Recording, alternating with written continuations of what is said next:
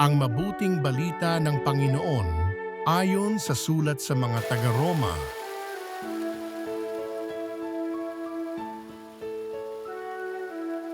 Mga kapatid, saksi ko si Kristo na katotohanan ang sinasabi ko, hindi ako nagsisinungaling. Saksi ko rin ang Espiritu Santo na malinis ang aking budhi sa sasabihin kong ito sa inyo. Matindi ang aking kalungkutan at di mapawi ang pagdaramdam ng aking puso tungkol sa aking mga kalahi at mga kababayan, anupat mamatamisin kong ako'y sumpain at mawalay kay Kristo alang-alang sa kanila.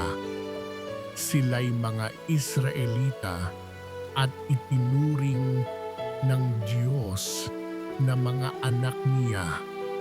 Nakita nila ang maliwanag na tanda na nagpapakilalang siya'y kasama nila.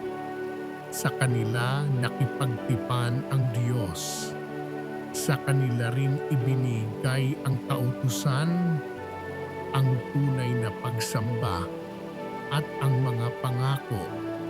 Sila'y nagmula sa mga patriarka at sa kanilang lahi nagmula ang Kristo nang siya'y maging tao sa kataas-taasan na pinapupurihan magpakailanman.